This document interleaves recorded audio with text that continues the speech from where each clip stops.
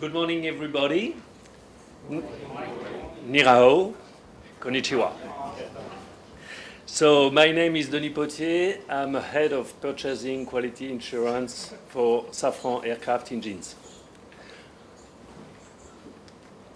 Oh, other side?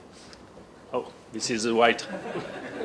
Okay, so I'm here today to share with you the journey that AESQ undertook. Think back, more than 10 years ago, the world was a little bit different than it is today. But some things have not changed. Our customers still expect zero defect, of course. We are facing an unprecedented production ramp ahead. Our global supplier footprint is expanding. We have a common supply chain with multiple OEM, multiple customers, and so each of them flow down their own requirement. So it's very complicated. We have some customers which required engine OEM to improve management supply based. All of these are still today.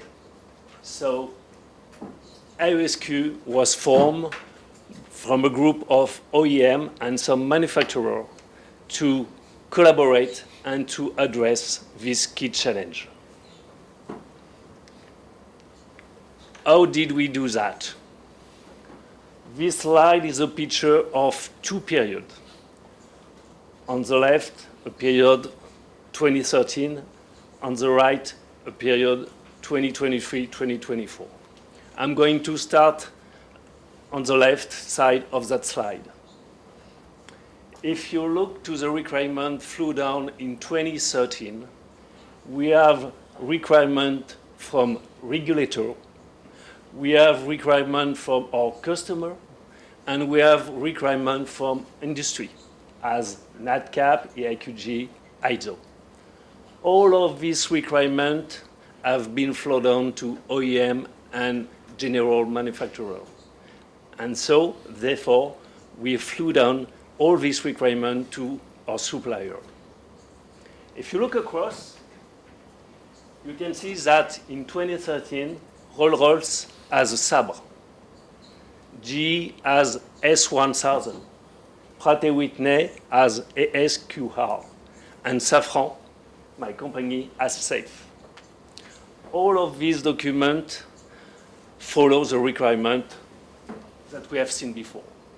But all these documents are different. Why? Because we took the requirement, we analyzed them, we put our own language, we put our own interpretation, and then we flew down to our supplier different documents with sometimes different requirements. That was the world before and 10 years ago. So if we move to the right, what is the current situation? Remember, AESQI was formed to commonize on this requirement. AS 30100 is the collaboration of a group of OEM and manufacturer. It took several years of work of a dedicated team focused on safety and quality. So we provide and we obtain the red blocks, a standard, a new standard called AS 30100. And this is to make sure that our business is safer and more reliable. So we create this new standard. We have, of course, I don't see what's the pointer, anyway. Pointer. We have, of course, some few specific requirements for each of us that we are not able to commonize yet. But we are still working with all the OEM and the other company to work and to try to commonize these few specific requirements.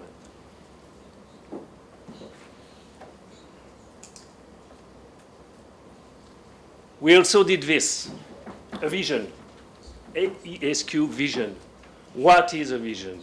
The vision encourages each company, you could be a customer, you could be a supplier, you could be an OEM, to achieve ambitious long-term goals. This is AESQ vision. We need to enable and accelerate the achievement of zero defect and a qualified first culture across the global aero engine supply chain. Why? Safety is a threat. Disruption is reduced. Cost of poor quality is eliminated. How? Collaboration and shared learning. Development of capability and expertise. Implementation of simplified and common standard. This is the AESQ vision. So, with some bullet, we put on that slide what AS 30,000 is important. We said previously that AESQ commonize this requirement. Currently, all engine manufacturers are driving process control through APQP. This is a quality tool. On Safran side, you use this quality tool every day on new project. Despite the same foundation requirement, each were flowing different terminology, process, and tool. As I said before, we have our own culture, our own interpretation, and we want to avoid some mistake. Needed simpler and more consistent guidance for the supply base. Ask for a forum to share best practice from across industry. You will see later we have some SMIG, some group which work on themes like AD, APQP, MSA, and so on and so on. We want to have, through AESQ, the best in class. Needed to challenge current acceptance threshold, raising the bar of performance for the whole industry, example, product safety. And the last one, not the least, essential to accelerate supplier capacity through common development and training. Improving safety and quality remain a key challenge for all of us, every time, everywhere. Who and what are the AESQ members? You can see the logo of the company, well known in the world. We have GE, we have Pratt, we have Rolls-Royce, we have Safran, we have MTU, GKN, Honeywell, Howmet Aerospace, IHI, thank you, and PCC, Precision Cast Corporation. We have also some AESQ contributing members. You can see the name of the company, Barnes Aerospace, Cincinnati Thermal Spray, Collins Aerospace, CPP, Consolidated Precision Product, ITP with Jose, Parker Meggitt, Rolled Alloys, and Solar Atmosphere and Woodward. Currently, we have 19 companies in the AESQ group, steering group, and contributing member. After the logo, we can see some picture and the face of our representative, company representative. Okay, for GE, we have Barbara Nigori. Unfortunately, Barbara is not there, but we have a dedicated team, GE team, will be there. Could you raise your hand for people? Okay, thank you, GE team. We have Lisa. I don't know where is Lisa. Lisa, of course. Helen from GKN. Yuzam from Rolls. Myself, June. Barry is not there. Philippe not there from MTU. Aaron Stoll for PCC and Akiham from JP. So some of these members are in this meeting, so don't hesitate to ask or to share your point of view. I would like to close this section with a video which explains how all quality tools work together to reach one target, zero defect. Let's see.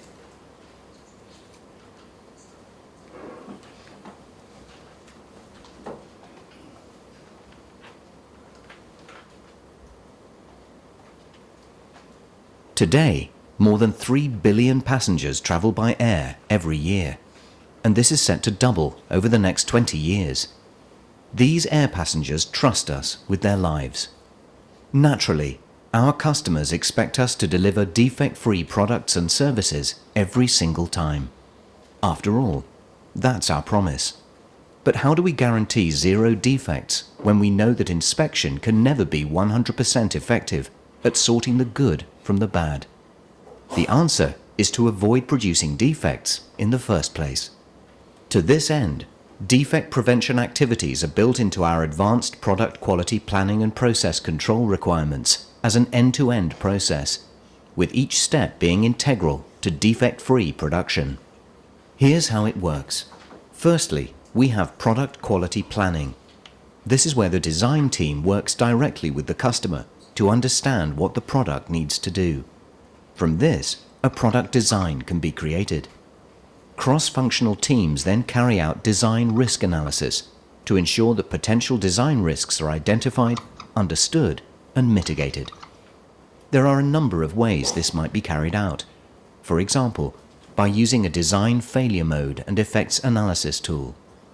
Next, the team designs and develops a capable manufacturing process to make the product. Any risk of this process bringing about non-conformance is evaluated using a process FMEA, and any such risks are mitigated to ensure that the manufacturing or assembly process will produce defect-free products. The appropriate levels of defect prevention controls are defined using the relevant information. For high-severity risks, we must strive for mistake proofing, while we can address other risks through statistical process control, inspection, or audit. All this is captured in the control plan. We then ensure the capability of the measurement and visual inspection methods required by the control plan. Once verified, we can start to measure the capability of the process to ensure it makes defect-free parts. The Delegated Product Release Verification Program provides a common standard for inspector competency and qualifications. Once in production, the role of manufacturing and assembly is not just to maintain the initial capability level, but to continually improve it to ensure customer and business targets are met. Moreover, data from our processes and inspection must be used to control the process by allowing us to take action before defects are made. If things do go wrong, our problem-solving process must identify and eliminate the root cause so that it cannot happen again. Furthermore, learning from the investigation needs to be fed back into the FMEA, enabling it to be captured and shared. The Aero Engine Supplier Quality Group standards have been created to provide clear requirements on how these defect prevention tools are to be effectively deployed. There is a clear expectation that each of us will deploy these requirements and cascade them down through our supply chain. The final stage of our defect prevention process is an effective audit of the quality system, manufacturing processes, products, and special processes. This review reinforces compliance and can identify further opportunities for improvement. Of course, to be effective, all these tools rely on good cross-functional working and leadership that creates an environment intolerant of non-conformance. After all, defect prevention is a key route to achieving our promise of defect-free products and services. AESQ, raising the standard for quality.